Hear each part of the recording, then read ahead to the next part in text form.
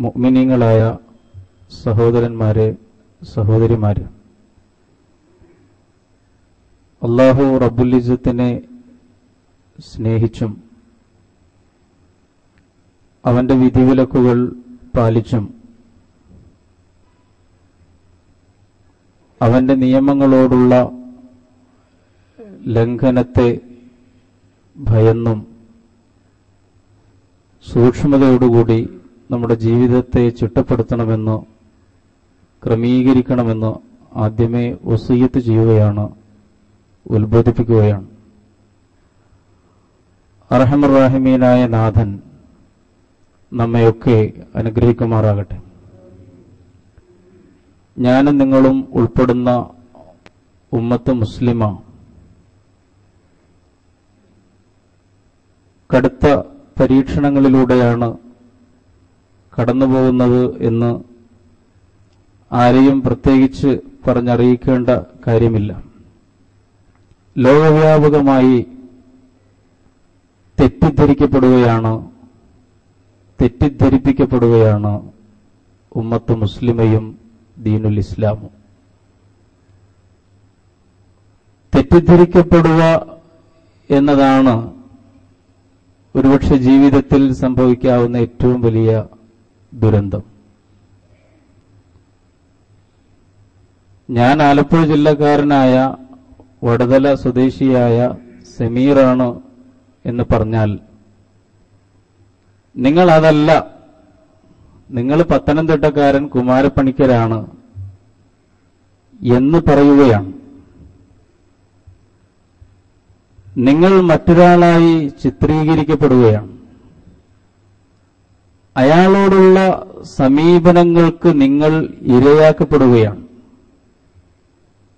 പ്രിയമുള്ളവരെ, ഇസ്ലാമിന്റെ കാര്യത്തിൽ, ഉമ്മത്ത് മുസ്ലിമയുടെ വിഷയത്തിൽ ലോകവ്യാപകമായി സംഭവിച്ചുകൊണ്ടിരിക്കുന്നത് ഈ തെറ്റിദ്ധരിപ്പിക്കലിന്റെ വമ്പിച്ച കടന്നാക്രമണമാണ് എന്ന് നമ്മൾ തിരിച്ചറിയേണ്ടതാണ്. ഭീകരവാദവും തീവ്രവാദവുമൊക്കെ അടിച്ചേൽപ്പിക്കപ്പെടുകയാണ്. ഓരോ ദിവസവും ചൂടുള്ള ചർച്ചകളായിത്തീരുന്ന സംഭവങ്ങൾ ബോധപൂർവം സൃഷ്ടിക്കപ്പെടുകയാണ്. വിശദീകരണങ്ങൾ ആവശ്യമില്ലാത്ത വിധം നമുക്കെല്ലാം കാര്യങ്ങൾ വ്യക്തമാണ്. ശത്രുവിന്റെ ഉന്നം എന്താണെന്നും നമുക്കെല്ലാം അറിയാം.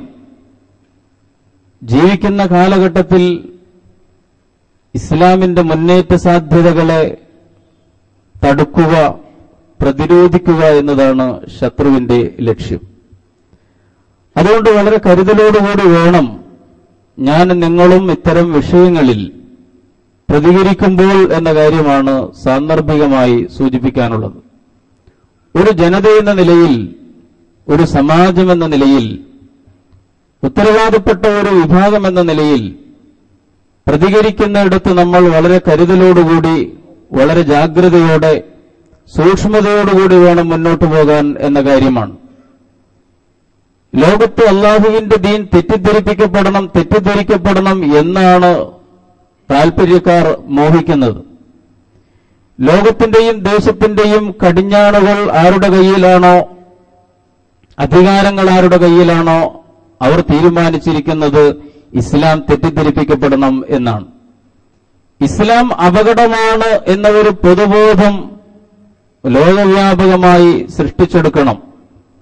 ആ പൊതുബോധമുണ്ടാക്കാൻ എന്ത് വേണമെന്ന് ചോദിച്ചാൽ, ലോകത്ത് ഓരോ ദിവസവും ഇസ്ലാമിന്റെ പേരിൽ ഭീകരാക്രമണങ്ങൾ ഉണ്ടാകണം, ഇസ്ലാമിന്റെ പേരിൽ ഹിംസകളുണ്ടാകണം, ഇസ്ലാമിന്റെ പേരിൽ അധർമ്മങ്ങൾ ഉണ്ടാകണം.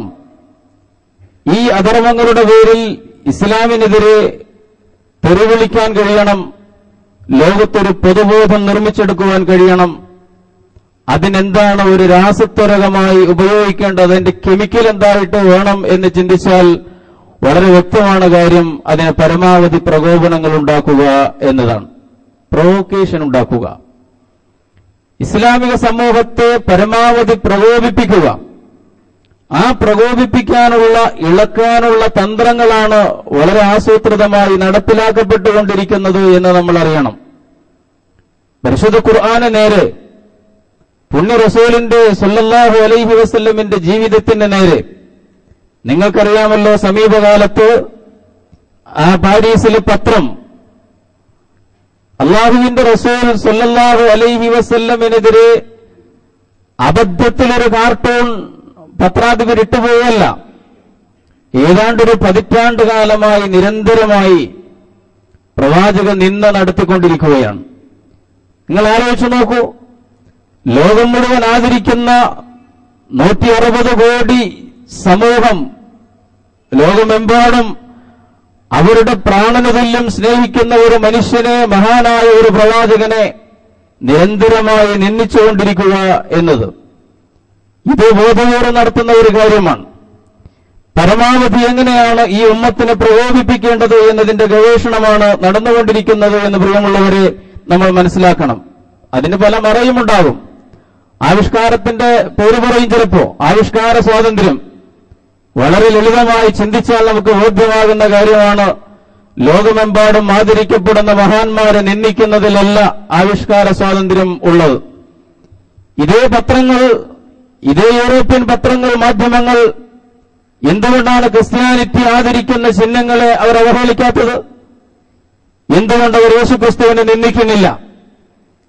എന്തുകൊണ്ട് ജൂദായിസത്തെ അവഹേളിക്കുന്നില്ല? അവരുടെ മതപരമായ ചിഹ്നങ്ങളെ ആദരിക്കുന്നു എന്ന് മാത്രമല്ല, ഫ്രാൻസിലെ നിയമമനുസരിച്ച് യഹൂദികളെ ആരെങ്കിലും ആക്ഷേപിച്ചാൽ അവർ ജയിലിലടക്കപ്പെടും. വിശദീകരണങ്ങൾ ആവശ്യമില്ല, കാര്യം വളരെ വ്യക്തമാണ്. ഇസ്ലാമിനോടും മുസ്ലിം സമൂഹത്തോടുമുള്ള സ്പർദ്ധ, വംശവെറി എന്ന് പറയുന്നത് ആവിഷ്കാര സ്വാതന്ത്ര്യത്തിന്റെ ബാനറിൽ ഇന്ന് പ്രവാചക നിന്ദയായി പരമാവധി പ്രകോപിപ്പിക്കുന്നതിന്റെ മാർഗമായി ഉപയോഗപ്പെടുത്തിക്കൊണ്ടിരിക്കുന്നു എന്നതാണ്. അപ്പോൾ ചില സമൂഹത്തിൽ ചില ആളുകളുണ്ട്, അതിവൈകാരികതയുള്ള ആളുകളുണ്ട്, അവർ അതിവൈകാരികമായി പ്രതികരിച്ചു പോകും. അങ്ങനെ പ്രതികരിച്ചു കിട്ടണം ശത്രുവിന്, എന്നിട്ട് അല്ലാഹുവിന്റെ ദീനിനെ തെറ്റിദ്ധരിപ്പിക്കണം. ഇത് ഹിംസയുടെയും ഭീകരവാദത്തിന്റെയും മതമാണ് എന്ന് ലോകമെമ്പാടും പ്രചരിപ്പിക്കണം. ഇതാണ് ഇതിന്റെ പിന്നിലെന്ന് തിരിച്ചറിയുവാൻ എനിക്കും നിങ്ങൾക്കും സാധിക്കണം എന്ന കാര്യമാണ് സാന്ദർഭികമായി സൂചിപ്പിക്കാനുള്ളത്. ഇത്തരം പരീക്ഷണഘട്ടങ്ങളിലൂടെ കടന്നുപോകുമ്പോൾ പ്രിയമുള്ളവരെ, ഇസ്ലാമിക സമൂഹം ഇത്തരം പ്രതിസന്ധികൾ നേരിടുമ്പോൾ അതിനെ സർഗാത്മകമായിട്ട് പ്രതിരോധിക്കാൻ ശീലിക്കണം എന്ന കാര്യമാണ് പറയാനുള്ളത്. സർഗാത്മകമായിട്ട് അതിനെ പ്രതിരോധിക്കുവാൻ നമുക്ക് കഴിയണം. 4 കാര്യങ്ങളിൽ പ്രത്യേകമായിട്ട് ശ്രദ്ധിക്കാൻ ഇസ്ലാമിക ഉമ്മത്ത് ശ്രമിക്കേണ്ടതുണ്ട്. ഒന്നാമതായി, ഇത്തരം പ്രതിസന്ധികൾ നേരിടുമ്പോൾ സ്വന്തത്തെക്കുറിച്ചുള്ള തിരിച്ചറിവിന്റെ വെളിച്ചത്തിൽ നിന്നുകൊണ്ട് വേണം ഈ പരീക്ഷണഘട്ടങ്ങളെ അഭിമുഖീകരിക്കാൻ എന്ന കാര്യമാണ്. നമ്മൾ ആരാണ് എന്ന ബോധം, നമ്മുടെ മേൽവിലാസത്തെക്കുറിച്ചുള്ള അവബോധം. ഇസ്ലാമിക സമൂഹം എന്ന് പറഞ്ഞാൽ അവർ ഹിദായത്തിന്റെയും ഇമാറത്തിന്റെയും ഉമ്മത്താണ് എന്ന തിരിച്ചറിവിന്റെ വെളിച്ചത്തിൽ നിന്നുകൊണ്ട് വേണം പ്രതിസന്ധികളെ ഇസ്ലാമിക സമൂഹം നേരിടാൻ. ഇത് ഹിദായത്തിന്റെയും ഇമാറത്തിന്റെയും സമുദായമാണ്. ഹിദായത്ത് എന്ന് പറഞ്ഞാൽ വെളിച്ചമാണ്, സന്മാർഗത്തിന്റെ വെളിച്ചമാണ്. അള്ളാഹുവിന്റെ അമ്പിയാക്കന്മാരിലൂടെ പകർന്നു പോകുന്ന മഹത്തായ സന്ദേശത്തിന്റെ വക്താക്കളായി, പ്രയോക്താക്കളായി ലോകത്തിന്റെ മുമ്പിൽ പ്രവാചകന്മാരില്ലാത്ത കാലഘട്ടത്തിൽ വഹിയില്ലാത്ത പ്രവാചകന്മാരുടെ സ്ഥാനത്ത് നിലനിൽക്കേണ്ട ഉമ്മത്താണ് എന്ന ബോധം. ഇത് ഹിദായത്തിന്റെ സമുദായമാണ്. പ്രിയമുള്ളവരെ, ഈ ഹിദായത്ത് ലോകത്തിന് പകർന്നു കൊടുക്കാൻ ഇന്ന് അമ്പിയാ മുർസലീങ്ങളില്ല. അന്ത്യപ്രവാചകൻ പറഞ്ഞു, ലാ നബിയ്യ ബഅദി, ഇനി എനിക്ക് ശേഷം ഒരു നബി വരാനില്ല, ഒരു നബി വരേണ്ട കാര്യമില്ലാത്ത വിധം സമ്പൂർണമായിട്ട് സമർപ്പിക്കപ്പെട്ടു കഴിഞ്ഞു കാര്യങ്ങൾ. അതുകൊണ്ട് ഇത് ഏറ്റെടുത്ത ഉമ്മത്ത് ലോകത്തിന് പകർന്നു നൽകണം. സന്മാർഗത്തിന്റെ വെളിച്ചത്തിന്റെ വക്താക്കളും പ്രയോക്താക്കളുമാണ് നമ്മൾ. ഇതാണ് ഒന്നാമത്തെ തിരിച്ചറിവ്. രണ്ടാമതായിട്ട് അറിയണം, ഇത് ഇമാറത്തിന്റെ സമുദായമാണ്. ഇമാറത്ത് എന്ന് പറഞ്ഞാൽ നേതൃത്വമാണ്. ഈ മഹത്തായ വെളിച്ചത്തിലായിരിക്കാനും ഈ വെളിച്ചത്തിൽ ലോകത്തെ നയിക്കാനും ബാധ്യതപ്പെട്ടവരാണ് ഉമ്മത്ത് മുസ്ലിമ. അതുകൊണ്ടാണ് സൂറത്തുൻ നൂറിൽ 55-ാമത്തെ വചനത്തിൽ അസന്നിഗ്ധമായിട്ട് അല്ലാഹു സുബ്ഹാനഹു വ തആല ആ വാക്ക് നൽകിയിട്ടുള്ളത്. വഅദല്ലാഹു അല്ലദീന ആമനൂ മിൻകും വഅമിലുസ് സാലിഹാത്തി ലയസ്തഖ്ലിഫന്നകും ഫിൽ അർള് കമസ്തഖ്ലഫല്ലദീന മിൻ ഖബ്ലിഹിം. അല്ലാഹു റബ്ബുൽ ഇസ്സത്ത് നിങ്ങൾക്ക് ലോകത്തിന്റെ നേതൃത്വം, നായകത്വം എന്നത് അല്ലാഹു വാക്ക് നൽകിയിരിക്കുന്നു എന്ന് പരിശുദ്ധ ഖുർആൻ പറയുകയാണ്. അതുകൊണ്ടാണ് സൂചിപ്പിക്കുന്നത്, ഇത് വെളിച്ചത്തിന്റെയും നേതൃത്വത്തിന്റെയും സമാജമാണ്. ഇത് ഹിദായത്തിന്റെയും ഇമാറത്തിന്റെയും സമാജമാണ്. ഈ തിരിച്ചറിവിന്റെ വെളിച്ചത്തിലൂടെ വേണം പ്രതിസന്ധി ഘട്ടങ്ങൾ നേരിടാൻ എന്ന കാര്യമാണ്. രണ്ടാമത്തെ സംഗതി, പ്രിയമുള്ളവരെ, ജീവിതമാകുന്ന സാക്ഷ്യം കൊണ്ട് വേണം ഈ പരീക്ഷണ ഘട്ടങ്ങളെ ഇസ്ലാമിക സമൂഹം തരണം ചെയ്യുവാൻ. ഈ സൊസൈറ്റിയിലെ ഉത്തരവാദപ്പെട്ട ഓരോ അംഗങ്ങളും, പ്രിയമുള്ളവരെ, ഈ കാര്യത്തിൽ പ്രത്യേകമായി ശ്രദ്ധിക്കേണ്ടതുണ്ട്. ജീവിതമാകുന്ന സാക്ഷ്യം കൊണ്ട്, ഷഹാദത്ത് കൊണ്ട് വേണം കാലഘട്ടങ്ങളിൽ നമ്മൾ ഈ പ്രശ്നങ്ങളെ തരണം ചെയ്യുവാൻ എന്ന കാര്യമാണ്. അള്ളാഹുവിന്റെ പ്രവാചകൻ സല്ലല്ലാഹു അലൈഹി വസല്ലമിനെ സംബന്ധിച്ച ഒരുപാട് അനുസ്മരണങ്ങളും അപദാന കീർത്തനങ്ങളും നടന്നു കഴിഞ്ഞ അന്തരീക്ഷമാണ്. പ്രിയമുള്ളവരെ, നമ്മൾ അറിയണം, പ്രവാചകൻ സല്ലല്ലാഹു അലൈഹി വസല്ലം പ്രബോധനം ആരംഭിക്കുന്ന നാളുകളിലും ഇത്തരം വമ്പിച്ച തെറ്റിദ്ധരിപ്പിക്കലുകൾ ആ സമൂഹത്തിൽ നടന്നിട്ടുണ്ട്. ആ തെറ്റിദ്ധാരണകൾക്കിടയിലൂടെ പ്രവാചകൻ എങ്ങനെ ജീവിച്ചു? നിങ്ങൾക്കെല്ലാം അറിയുന്ന ഒരു സംഭവമുണ്ടല്ലോ, ലളിതമായ ഒരു സംഭവം. തെരുവിലൂടെ നടന്നു പോകുന്ന ഒരു വൃദ്ധയായ പെണ്ണ്, ആ പെണ്ണിന്റെ ചുമട് അള്ളാഹുവിന്റെ പ്രവാചകൻ സ്വന്തം ചുമലിൽ ഏറ്റെടുക്കുകയാണ്. റസൂലുള്ളാഹി അവരുടെ കൂടെ നടന്നു പോവുകയാണ്. അവർക്ക് എവിടെയാണോ എത്തിച്ചു കൊടുക്കേണ്ടത് അവിടെ എത്തിച്ചു കൊടുത്തിട്ട് തിരിഞ്ഞു നടക്കാൻ ഒരുങ്ങുമ്പോ ഈ വൃദ്ധയായ സഹോദരി പ്രവാചകന് കൊടുക്കുന്ന, ചെറുപ്പക്കാരനായ പ്രവാചകന് നൽകുന്ന ഒരു ഉപദേശമുണ്ടല്ലോ, മോനെ, നീ നല്ല മോനാണ്, നീ നല്ല മനുഷ്യനാണ്, നിന്നോട് എനിക്ക് വല്ലാത്ത സ്നേഹമുണ്ട്, പക്ഷേ ഞാൻ നിനക്കൊരു മുന്നറിയിപ്പ് നൽകാം. സ്നേഹത്തിൽ നിന്ന് മുന്നറിയിപ്പ് നൽകുകയാണ്. പ്രിയമുള്ളവരെ, ആലോചിക്കണം, എന്താണ് യഥാർത്ഥത്തിൽ ഈ കാലഘട്ടത്തിൽ മാധ്യമങ്ങൾ തെറ്റിദ്ധരിപ്പിക്കലുകളിലൂടെ ഇസ്ലാമിക സമാജത്തെയും ഇസ്ലാമിനെയും മുസ്ലിം ഉമ്മത്തിനെയും തെറ്റിദ്ധരിപ്പിച്ചുകൊണ്ടിരിക്കുന്ന മീഡിയ കോലാഹലങ്ങൾക്കിടയിൽ നമ്മൾ അറിയണം, 14 ശതകങ്ങൾക്കപ്പുറം വളരെ ലളിതമായ ഒരു സംഭവം. അള്ളാഹുവിന്റെ പ്രവാചകൻ തിരിച്ചു നടക്കാനൊരുങ്ങുമ്പോ സ്നേഹത്തോടുകൂടി ഈ ഉമ്മ പ്രവാചകന് നൽകുന്ന ഉപദേശം, പക്ഷേ മോനെ, നീ നല്ല മോനാണ്, നീ ചീത്തയായി പോകരുത്. ഇവിടെ ചീത്ത ഒരു പ്രസ്ഥാനം വളർന്നുകൊണ്ടിരിക്കുന്നുണ്ട്, ഇവിടെ പ്രചരിച്ചുകൊണ്ടിരിക്കുന്നുണ്ട്, അതിന്റെ നേതാവ് ഇന്നയാളാണ്, അതിലൊന്നും നീ പെട്ടുപോകരുത് മോനെ എന്ന് ഗുണകാംക്ഷയോടുകൂടി ഉപദേശിക്കുകയാണ്. ഇത് തെറ്റിദ്ധരിപ്പിക്കപ്പെട്ട ഒരു മനസ്സിന്റെ പ്രതികരണമാണ്. പ്രിയമുള്ളവരെ, നമ്മുടെ കാലഘട്ടത്തിലും മാധ്യമങ്ങളിലൂടെ, സാമ്രാജ്യത്വ സയനിസ്റ്റ് മാധ്യമങ്ങളിലൂടെ ലോകവ്യാപകമായി അള്ളാഹുവിന്റെ ദീൻ തെറ്റിദ്ധരിപ്പിക്കപ്പെടുകയാണ്. ഞാൻ ആമുഖത്തെ സൂചിപ്പിച്ചതുപോലെ നമ്മൾ ആരല്ലയോ അതായി അവതരിപ്പിക്കുകയാണ്. ആടിനെ പട്ടിയാക്കി അവതരിപ്പിച്ചുകൊണ്ടിരിക്കുകയാണ്. അതിൽ ആ പ്രചരണ കോലാഹലങ്ങളിൽ വശംവദരായി പോയ ഒരു സമൂഹം തെറ്റിദ്ധരിച്ചു പോവുകയാണ്. അതുകൊണ്ട് മോനെ, നീ ആ സംഘത്തിലൊന്നും പെട്ടുപോകരുതെന്ന് പറയുമ്പോ മഹാനായ റസൂലുള്ളാഹി സ്വല്ലല്ലാഹു അലൈഹി വസല്ലം പ്രതികരിച്ചു, ഉമ്മ, ആ മനുഷ്യൻ ഞാൻ തന്നെയാണ്, ഞാനാണ് ആ മുഹമ്മദ് എന്ന്. ഈ മനുഷ്യൻ എന്താ ചെയ്തത് എന്നത് സ്വയം അവരോട് സമ്മതിക്കുന്ന കാര്യമാണ്. കഷ്ടപ്പെട്ട് വിറക് ചുമന്നു കൊണ്ടുപോകുന്ന, ചുമലിൽ ഭാണ്ഡവുമായി പോകുന്ന ഒരു മനുഷ്യനെ കാണുമ്പോൾ ദയതോന്നി അത് സ്വന്തം ചുമലിലേറ്റി അത് എത്തിച്ചു കൊടുക്കുന്ന ഒരു സ്നേഹമായി, കാരുണ്യമായി തന്റെ മുമ്പിൽ നിൽക്കുന്ന ഈ മനുഷ്യനെ സംബന്ധിച്ചാണോ ഞാൻ കേട്ടത്? നേർക്കുനേരെ ഒരു അനുഭവത്തിന് സാധ്യതയുണ്ടാകുന്നത് ആ സന്ദർഭത്തിലാണ്. പ്രിയമുള്ളവരെ, ഞാൻ ചൂണ്ടിക്കാണിക്കാൻ ആഗ്രഹിക്കുന്നത്, എന്ത് പ്രചാരണ കോലാഹലങ്ങളും നടന്നോട്ടെ, എന്ത് തെറ്റിദ്ധരിപ്പിക്കലുകളും നടന്നോട്ടെ, പാരീസിൽ നിന്നല്ല ലോകം മുഴുവനുമുള്ള എല്ലാ പട്ടണങ്ങളിൽ നിന്നും ഇസ്ലാമിന് വിരുദ്ധമായി അള്ളാഹുവിന്റെ ഖുർആനിനെയും പ്രവാചകന്റെ പുണ്യജീവിതത്തെയും ആ മാർഗത്തിൽ സഞ്ചരിച്ചുകൊണ്ടിരിക്കുന്ന സമുദായത്തെയും തെറ്റിദ്ധരിപ്പിക്കുന്ന എന്തും ഇറങ്ങിക്കോട്ടെ, ഓരോ ദിവസവും പ്രസിദ്ധീകരിക്കപ്പെട്ടുകൊണ്ടിരിക്കട്ടെ. പക്ഷേ ഈ മാർഗത്തിൽ മുന്നോട്ട് പോകുന്ന ഒരു മനുഷ്യനുമായി നേർക്കുനേർ ഇടപെടേണ്ടി വരുന്ന അനുഭവത്തിന്റെ ഒരു മേഖലയിൽ ഈ രാജ്യത്തിൽ ജീവിക്കുന്ന, ലോകത്ത് ജീവിക്കുന്ന സമൂഹങ്ങൾക്ക് ബോധ്യമാകണം, ഇതെല്ലാം നുണയാണ്, ഇതെല്ലാം വെറും പ്രചരണ കോലാഹലങ്ങളാണ്. സത്യമെന്ന് പറഞ്ഞാൽ ഇത് കാരുണ്യമാണ്, ഇത് ധർമ്മമാണ്, ഇത് നീതിയാണ്. ഇതാ അനുഭവമായി നമ്മുടെ മുമ്പിൽ, നമ്മുടെ ജീവിതങ്ങളുടെ മുമ്പിൽ നിൽക്കുന്നു എന്ന രീതിയിലുള്ള ഒരു അനുഭവം, ജീവിതത്തിന്റെ ഒരു സാക്ഷ്യമുണ്ടാവുക എന്നതാണ്. പ്രിയമുള്ളവരെ, ഇത് വളരെ പ്രധാനപ്പെട്ട ഒരു കാര്യമാണ്. മലപ്പുറം ജില്ലയെ സംബന്ധിച്ച് ഒരുപാട് തെറ്റിദ്ധാരണകൾ ഉണ്ടായിരുന്നല്ലോ. ഇപ്പോൾ ഉന്നത ഉദ്യോഗസ്ഥന്മാരൊക്കെ മലപ്പുറം ജില്ലയിൽ കുറെ കാലം സർവീസ് കഴിഞ്ഞിട്ട് നാട്ടിലേക്ക് പോകാൻ മടിക്കും. മലപ്പുറം കത്തിയെക്കുറിച്ചുള്ള ഭീകരമായിട്ടുള്ള വർത്തമാനങ്ങളും പുരാണങ്ങളും കേട്ടിട്ട് തെറ്റിദ്ധരിച്ചു വന്ന ആളുകളാണ്, പേടിയോടുകൂടി വന്ന ആളുകളാണ്. ട്രാൻസ്ഫർ മലപ്പുറത്തേക്കാണല്ലോ എന്ന് പേടിച്ചു വന്ന ആളുകൾ കുറച്ചു കാലം ഈ മലബാറിലെ ആളുകളുമായിട്ട് ഇടപഴകി ജീവിച്ചിട്ട് തിരിച്ചു പോകുമ്പോ റിട്ടയർമെന്റിന് ശേഷം നാട്ടിലേക്ക് മടങ്ങാൻ മടിക്കുകയാണ്. പലരും ഇവിടെ താമസമാക്കുകയാണ്. ഇത്ര നല്ല ഒരു ജനസമൂഹത്തെ കേരളത്തിൽ നമ്മൾ കണ്ടിട്ടില്ല. മലപ്പുറം ജില്ല നൽകിയ അനുഭവങ്ങളിൽ നിന്ന് തീരുമാനം മാറുകയാണ്. പ്രിയമുള്ളവരെ, ഞാൻ സൂചിപ്പിക്കുന്നത് ഈ ഷഹാദത്തുൽ ഹഖിന്റെ അനുഭവം സത്യസാക്ഷ്യത്തിന്റെ ജീവിതാനുഭവത്തിലൂടെ വേണം കാലഘട്ടത്തിൽ നമ്മൾ നേരിടുന്ന ഈ ആരോപണങ്ങളുടെ പ്രതിസന്ധിയെ മുറിച്ചുകടക്കാനെന്ന കാര്യം ഇസ്ലാമിക സമൂഹം പ്രത്യേകമായി മനസ്സിരുത്തേണ്ടതാണ്. റസൂലിനെ കുറിച്ച് എന്തെല്ലാം തെറ്റിദ്ധാരണകൾ പ്രചരിപ്പിച്ചു, പ്രവാചകൻ അതിനെ എങ്ങനെയൊക്കെയാണ് നേരിട്ടത് എന്ന് നമ്മുടെ മുമ്പിലുള്ള ചരിത്രമാണ്. റസൂലിനെ വിളിക്കാത്ത പേരൊന്നുമില്ലല്ലോ.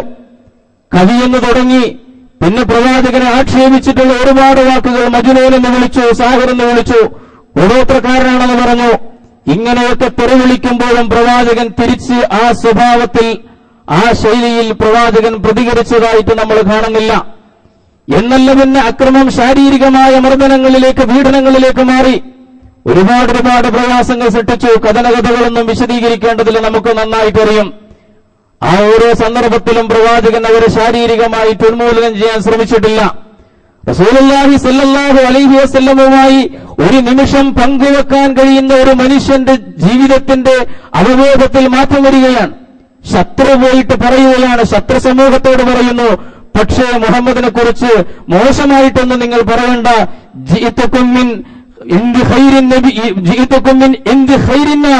ഇത് ശത്രുവിന്റെ വാക്കാണ്, ചരിത്രം രേഖപ്പെടുത്തിയ വാക്കാണ്. ഞാൻ നിങ്ങളിലേക്ക് ഇപ്പോൾ വരുന്നത് ജനങ്ങളിൽ ഏറ്റവും ഉത്കൃഷ്ടനായ ഒരു മനുഷ്യന്റെ സമീപത്ത് നിന്നാണ്.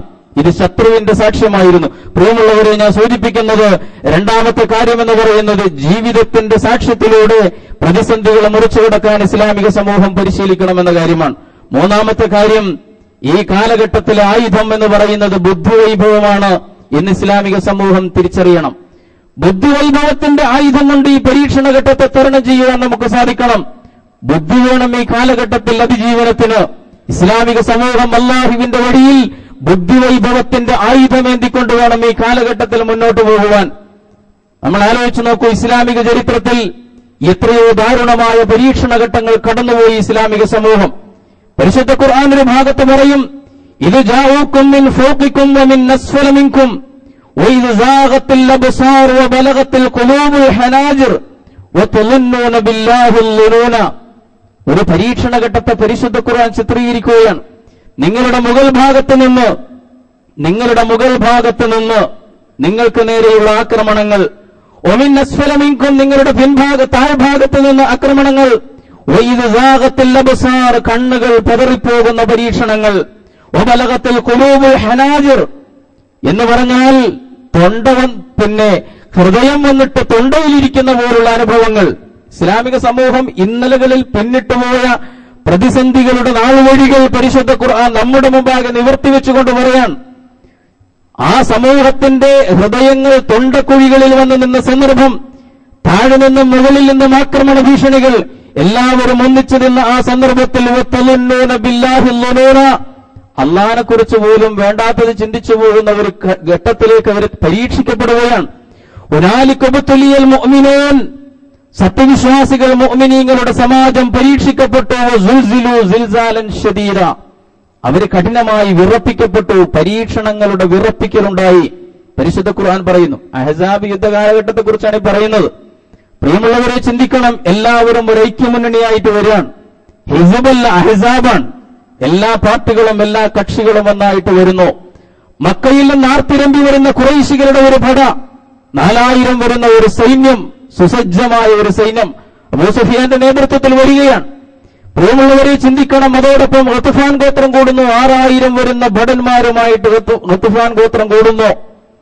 പിന്നെ യഹൂദി സമൂഹങ്ങൾ, സർവോപരി മദീനയിൽ പ്രവാചകന്റെ കൂടെയുണ്ടായിരുന്ന മുനാഫിക്കുകളും ഇവരോട് സഹകരിച്ചുകൊണ്ട് രംഗത്ത് വരുന്നു. എല്ലാ ഹിസ്ബുകളും ഒന്നായി അഹ്സാബായിട്ട് ശത്രുവിന്റെ ഒരു ഐക്യമുന്നണിയായിട്ട് വരികയാണ്. പ്രിയമുള്ളവരെ, ആ സന്ദർഭത്തിൽ അള്ളാഹുവിന്റെ പ്രവാചകനും ഉമ്മത്ത് മുസ്ലിമയും സർഗാത്മകമായിട്ട് ആ പരീക്ഷണങ്ങളെ നേരിട്ടു എന്നാണ് ചരിത്രം. ആ സർഗാത്മകമായിട്ടുള്ള പ്രതിരോധത്തിന്റെ പാഠങ്ങളാണ് ഇസ്ലാമിക സമൂഹം ഈ കാലഘട്ടത്തിലും പരിശീലിക്കേണ്ടത് എന്ന കാര്യമാണ് സൂചിപ്പിക്കുന്നത്. പ്രവാചകനും സമൂഹവും സർഗാത്മകമായിട്ട് അവരെ നേരിട്ടു എന്ന് പറഞ്ഞാൽ പാട്ടും പാടി ശത്രുവിനെ ഈ പ്രതിസന്ധി ഘട്ടത്തിൽ നേരിട്ടു എന്ന് ചരിത്രം പറയുകയാണ്. എല്ലാവരും കൂടി ഒന്നിച്ചൊന്നായിട്ട് മദീനയെ വിഴുങ്ങാൻ വരുമ്പോൾ അല്ലാഹുവിന്റെ റസൂൽ സല്ലല്ലാഹു അലൈഹി വസല്ലം തന്റെ സഹാബത്തിനെ സജ്ജമാക്കുകയാണ്. ഇതിനെ നേരിടണമല്ലോ, അവരെക്കാൾ എത്രയോ കുറവാണ് ഇസ്ലാമിക സമൂഹം.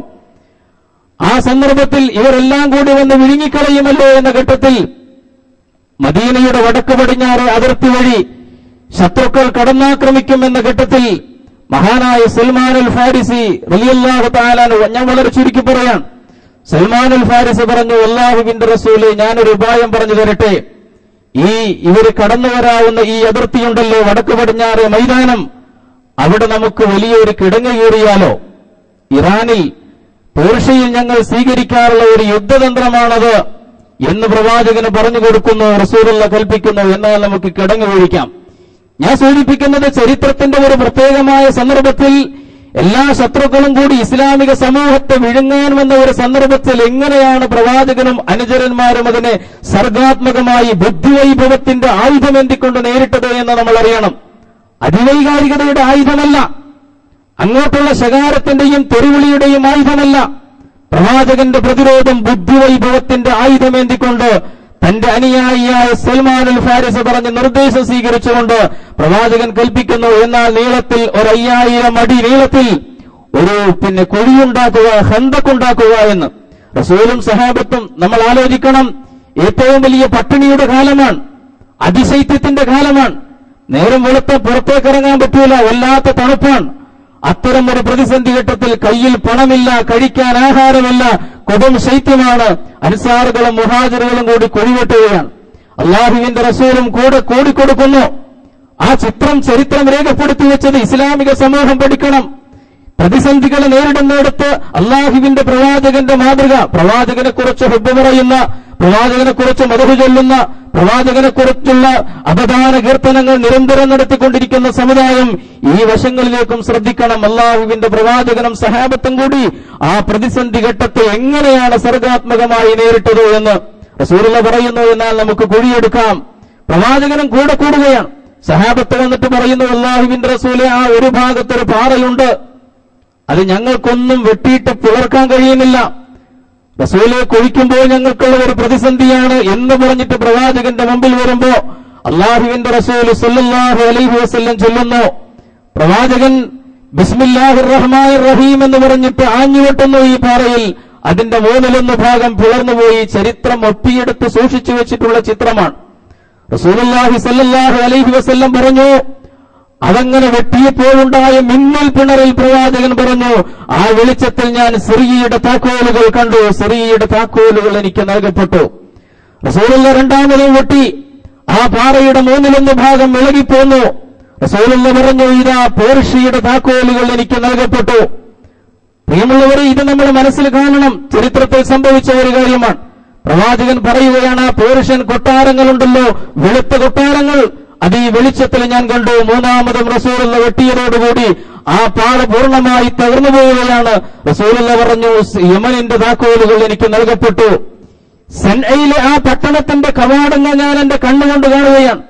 ലോകത്ത് വരാൻ പോകുന്ന മാറ്റത്തെ ദീർഘദർശനം ചെയ്തുകൊണ്ട് റസൂലുള്ളാഹി സ്വല്ലല്ലാഹു അലൈഹി വസല്ലം ചില സന്ദർഭങ്ങളിൽ സഹാബത്ത് വന്നിട്ട് പറയാണ്, അബൂ തൽഹ പറഞ്ഞു, അല്ലാഹുവിന്റെ റസൂലെ, ഞങ്ങൾ മുഴു പട്ടിണിയിലാണ്.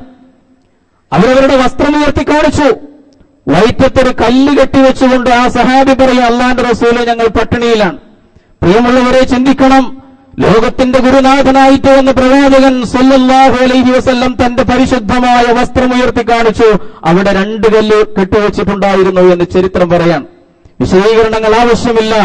മുഹാജിറുകളും അൻസാറുകളും അങ്ങനെ ഖന്തഖ് കുഴിച്ചുകൊണ്ടിരിക്കുന്നു. പാട്ടും പാടി ചരിത്രം അവർ സമരത്തെ പാട്ടും പാടി ആഘോഷിച്ചു എന്ന് ചരിത്രം രേഖപ്പെടുത്തുകയാണ്. നഹ്നുല്ലദീന ബയഉ മുഹമ്മദൻ അലൽ ജിഹാദി മാഹീന. ചരിത്രം പറയുന്നു, സഹാബത്ത് മുഹാജിറുകളും അൻസാറുകളും പാട്ടുപാടുകയാണ്. നഹ്നുല്ലദീന ബയഉ മുഹമ്മദൻ, മുഹമ്മദിനോട് ഞങ്ങൾ അനുസരണ പ്രതിജ്ഞ ചെയ്തിട്ടുണ്ട്. അലൽ ജിഹാദി മാ ഹയ്യിന അബദ, ഞങ്ങൾ ജീവിച്ചിരിക്കുന്ന കാലത്തോളം അല്ലാഹുവിന്റെ വഴിയിൽ ഞങ്ങൾ സമരം ചെയ്യാമെന്ന് പ്രവാചകനോട് വാഗ്ദാനം ചെയ്തിട്ടുണ്ടെന്ന് പറഞ്ഞിട്ട് പാടുന്നു. റസൂലുള്ളാഹി പുഞ്ചിരിച്ചുകൊണ്ട് പാടിക്കൊടുത്തു എന്നാണ്, അല്ലാഹുമ്മ ലാ ഐശ ഇല്ലാ ഐശൽ ആഖിറ. പരലോക ജീവിതമല്ലാതെ മറ്റൊരു ജീവിതമില്ലല്ലോ. ഫഅക്രിമിൽ അൻസാറ വൽ മുഹാജിറ, അല്ലാഹുവേ അതുകൊണ്ട് ഈ അൻസാറുകൾക്കും മുഹാജിറുകൾക്കും നീ പരിഗണന നൽകണം. ഫഅസ്ലിഹിൽ അൻസാറ വൽ മുഹാജിറ, ഈ എന്റെ സഹാബത്തിനെ നീ നന്നാക്കണം. ഫഗ്ഫിർ ലിൽ മുഹാജിരീന വൽ അൻസാർ, ഈ മുഹാജിർ അൻസാർ വിഭാഗത്തിൽപ്പെട്ട എന്റെ സഹാബത്തിനെ അല്ലാഹുവേ നീ അവർക്ക് പുറത്തു കൊടുക്കണമെന്ന് പ്രവാചകൻ കവിതയിൽ കൊണ്ട് സഹാബത്തും പ്രവാചകനും ആ സന്ദർഭത്തെ നേരിടുന്നതിന്റെ ചിത്രം പ്രിയമുള്ളവരെ ചരിത്രം രേഖപ്പെടുത്തിയിട്ടുണ്ടെങ്കിൽ സൂചിപ്പിക്കുന്നത് ഈ കാലഘട്ടത്തിലും പ്രതിസന്ധികളെ അഭിമുഖീകരിക്കുവാൻ ഈ മാർഗങ്ങളിലൂടെ മാത്രമേ ഇസ്ലാമിക സമൂഹത്തിന് സർഗാത്മകമായിട്ട് ഈ പ്രതിസന്ധികളെയും പരീക്ഷണങ്ങളെയും നേരിടാൻ ഇസ്ലാമിക സമൂഹത്തിന് സാധിക്കണം. ഒരൊറ്റ വാക്കുകൂടി അവസാനമായിട്ട് സൂചിപ്പിക്കാനുള്ളത്, പ്രതിസന്ധിയുടെ സന്ദർഭങ്ങളിൽ ദൂരക്കാഴ്ചയോടുകൂടിയുള്ള സമീപനങ്ങൾ സ്വീകരിക്കാൻ ഉമ്മത്ത് മുസ്ലിമക്ക് സാധിക്കണം എന്നതാണ്. ദൂരക്കാഴ്ചയോടുകൂടിയിട്ടുള്ള ഹ്രസ്വദൃഷ്ടി പാടില്ല. കാര്യങ്ങൾ വിലയിരുത്തുന്നിടത്തും വിശകലനം ചെയ്യുന്നിടത്തും ലോകത്തോട് അതിന്റെ പ്രതികരണങ്ങൾ അറിയിക്കുന്നിടത്തും ഇസ്ലാമിക സമൂഹം ദൂരക്കാഴ്ചയുടെ സമീപനം സ്വീകരിക്കണം. അതിനേറ്റവും വലിയ തെളിവാണ് ഹുദൈബിയ സന്ധിയുടെ സന്ദർഭം. പ്രവാചകൻ സല്ലല്ലാഹു അലൈഹി വസല്ലം അനുചരന്മാരോടൊപ്പം ഉംറ ചെയ്യാൻ പോകുമ്പോ അവരെ തടയുകയാണ്. ഖുറൈശികൾ പറഞ്ഞു പറ്റൂല. അവിടെ വെച്ചിട്ട് കരാറുണ്ടാക്കുന്ന ഒരു ഉടമ്പടി എഴുതുന്നു. അവിടെ ഖുറൈശികളുടെ നേതാവായ സുഹൈൽ ഇബ്നു അംറുണ്ട്. പ്രവാചകൻ അയാളുമായിട്ട് കരാറിൽ ഏർപ്പെടുകയാണ്. എഴുതാൻ അലി ഇബ്നു അബീ താലിബിനെ ചുമതലപ്പെടുത്തി എഴുത്ത് തുടങ്ങുകയാണ്. ചരിത്രത്തിലെ ഒരു രംഗം പ്രിയമുള്ളവരെ ഞാൻ സൂചിപ്പിക്കുക മാത്രമാണ് ചെയ്യുന്നത്. പ്രവാചകൻ അങ്ങനെ പറഞ്ഞു കൊടുക്കുന്നു, ബിസ്മില്ലാഹിർ റഹ്മാനിർ റഹീം. നമുക്കറിയുന്ന സംഭവമാണ്. സുഹൈൽ പറഞ്ഞു അങ്ങനെ എഴുതാൻ പറ്റൂല. റഹ്മാനായ അല്ലാഹു, അതൊന്നും ഞങ്ങൾക്ക് പരിചയമുള്ള പ്രയോഗമല്ല. പണ്ട് നമ്മൾ എഴുതുന്നത് പോലെ ബിസ്മിക്കല്ലാഹുമ്മ എന്ന് എഴുതുക. ബിസ്മില്ലാഹിർ റഹ്മാനിർ റഹീം ഒന്നും വേണ്ട, അത് വെട്ടി അങ്ങനെ എഴുതാൻ റസൂലുള്ള പറയാൻ. പ്രിയമുള്ളവരെ, രണ്ടാമത് പറയുന്നു, റസൂലുള്ള പറഞ്ഞു കൊടുക്കുന്നു കരാറിന്റെ വാചകം അള്ളാഹുവിന്റെ ദൂതനായ മുഹമ്മദിൽ നിന്ന് ഈ കരാറ് ഖുറൈശികളുമായിട്ട്. സുഹൈൽ പറഞ്ഞു പറ്റൂല, നീ അള്ളാന്റെ റസൂലാണെന്ന് സമ്മതിച്ചാൽ പിന്നെ നമുക്കിടയിൽ സമരമില്ലല്ലോ, അതുകൊണ്ട് അങ്ങനെയൊന്നും വേണ്ട, മുഹമ്മദ് ബിൻ അബ്ദുള്ള എന്ന് എഴുതുക. അബ്ദുള്ളയുടെ മകൻ മുഹമ്മദുമായിട്ടുണ്ടാക്കുന്ന കരാർ. റസൂലെന്ന് വെട്ടാൻ പ്രിയമുള്ളവരെ അലി ഇബ്നു അബീ താലിബ് പറഞ്ഞു, എനിക്ക് വയ്യ റസൂലേ, ഞാൻ വെട്ടൂല. റസൂൽ ചോദിച്ചു, എവിടെയാണ് എഴുതിയത്? കാണിച്ചു കൊടുത്തു. ഉമ്മിയാണ് റസൂൽ. പ്രിയമുള്ളവരെ, നമ്മൾ മനസ്സിൽ കാണണം, നിരക്ഷരനായ റസൂല് സല്ലല്ലാഹു അലൈഹി വസല്ലം എവിടെയാണത്? കാണിച്ചു കൊടുത്തു. റസൂൽ അങ്ങോട്ട് മായ്ച്ചു കളഞ്ഞു. എന്നിട്ട് എഴുതുന്നു, തികച്ചും ഏകപക്ഷീയമെന്ന് തോന്നിക്കുന്ന കരാർ. ആരെങ്കിലും മക്കയിൽ നിന്ന് ഖുറൈശികളുടെ ഭാഗത്തു നിന്ന് ഇസ്ലാം സ്വീകരിച്ചിട്ടെങ്ങാനും മദീനത്തേക്ക് വന്നാൽ അവരെ ഇങ്ങോട്ട് പറഞ്ഞയച്ചോളണം വ്യവസ്ഥ. അതേസമയം തിരിച്ചാണെങ്കിലോ അങ്ങനെ പറ്റൂല, ഞങ്ങൾ തിരിച്ചയക്കൂല. റസൂലുള്ള പറഞ്ഞു അത് സമ്മതിക്കാം, സമ്മതിച്ചു കൊടുക്കാണ്. സഹാബത്തിന് വലിയ വിഷമമുണ്ടായി, വിശദീകരിക്കേണ്ടതില്ലല്ലോ. മഹാനായ ഉമർ റളിയല്ലാഹു തആല അൻഹു റസൂലിനോട് വന്നിട്ട് ചോദിക്കാണ്, യാ റസൂലല്ലാഹ് അലസ്നാ അലൽ ഹഖ് വഹും അലൽ ബാത്തിൽ. അല്ല റസൂലേ, നമ്മൾ സത്യത്തിലും അവരെ അസത്യത്തിലുമല്ലേ? നമ്മൾ ഹക്കിന്റെ ആൾക്കാരും അവർ ബാത്തിലിന്റെ ആളുകളുമല്ലേ? ഫഖാല റസൂലുള്ളാഹി സ്വല്ലല്ലാഹു അലൈഹി വസല്ലം ബല. അതേ ഉമറേ, എന്താ സംശയം? ഉമറിന്റെ ചോദ്യം, അലൈസ ഖത്ലാനാ ഫിൽ ജന്ന വഖത്ലാഹും ഫിന്നാർ. നമ്മിൽ നിന്ന് വധിക്കപ്പെട്ടവർ സ്വർഗ്ഗത്തിലും അവരിൽ നിന്ന് വധിക്കപ്പെട്ടവർ നരകത്തിലുമല്ലേ റസൂലേ? ഖാല ബല. റസൂലുള്ളാഹി പറഞ്ഞു, അതെ അങ്ങനെ തന്നെയാണ്. ഫഅലാ മാ നുഅതി ദനിയ ഫീ ദീനിനാ. മഹാനായ ഉമറിന്റെ ചോദ്യം, അല്ല പിന്നെ ദീനിന്റെ പേര് നമ്മൾ എന്തിന് ഈ അപമാനം സഹിക്കണം? റസൂലുള്ളാഹിയോട് ചോദിക്കുകയാണ് ഉമർ.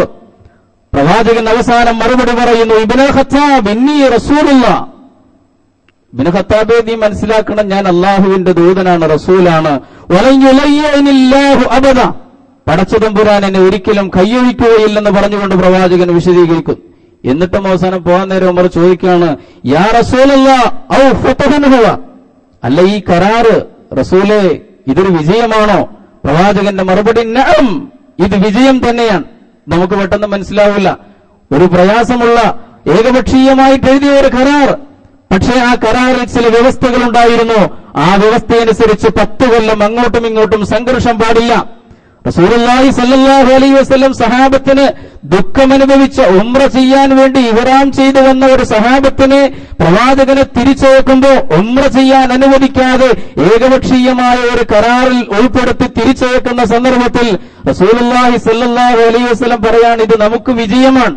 ആ പോകുന്ന വഴിയിലാണ് അല്ലാഹു സുബ്ഹാനഹു വ തആല ആകാശലോകത്ത് നിന്ന് വഹി അവതരിപ്പിക്കുന്നത്.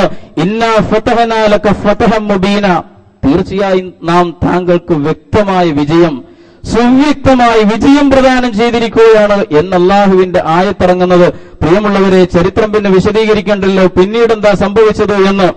അല്ലാഹുവിന്റെ റസൂൽ സല്ലല്ലാഹു അലൈഹി വസല്ലം ദൂരക്കാഴ്ചയുടെ സമീപനം സ്വീകരിക്കുകയായിരുന്നു.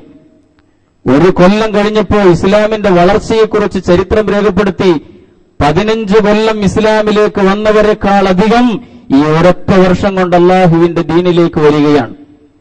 മക്കം ഫതഹിനത് കാരണമായി മാറുകയാണ്. അല്ലാഹുവിന്റെ പ്രവാചകന്റെ മുമ്പിൽ ജസീറത്തുൽ അറബ് കീഴ്പ്പെട്ടതിന്റെ അടിസ്ഥാന കാരണം ഈ ഹുദൈബിയ സന്ധിയോടെ ഉണ്ടായ മാറ്റങ്ങളായിരുന്നു എന്ന് പറയുന്നു. ചില കാര്യങ്ങൾ അതിവൈകാരികത ഒഴിവാക്കണം, അവധാനതയോടുകൂടി പ്രതികരിക്കണം എന്നൊക്കെ കേൾക്കുമ്പോൾ ചിലപ്പോൾ നമുക്ക് തോന്നും ഇതൊക്കെ ശരിയാണോ? നമ്മൾ സത്യത്തിന്റെ മാർഗത്തിലല്ലേ? ഉമർ ചോദിച്ചതുപോലെയാണ്, നമ്മൾ സത്യത്തിന്റെ മാർഗത്തിലല്ലേ, അവർ ബാത്തിലിന്റെ മാർഗത്തിലല്ലേ, അപ്പൊ നമ്മളും അങ്ങനെ ചെയ്യണ്ടേ? പ്രിയമുള്ളവരെ, അവധാനതയോടെ ദൂരക്കാഴ്ചയുടെ സമീപനം സ്വീകരിക്കണം. പരിശുദ്ധ ഖുർആൻ പറയുന്നു, അസാ അൻ തക്റഹു ശൈഅൻ വഹുവ ഖൈറുൽ ലക്കും. ചിലപ്പോൾ നിങ്ങൾ വെറുക്കണ ഒരു കാര്യം, നിങ്ങൾക്ക് താൽക്കാലികമായിട്ട് അരോചകമായി തോന്നുന്ന ഒരു കാര്യം നിങ്ങൾക്ക് തീർച്ചയായും ഒരുപക്ഷെ ഖൈറായി വന്നേക്കാം. വഅസാ അൻ തുഹിബ്ബു ശൈഅൻ വഹുവ ശർറുൽ ലക്കും.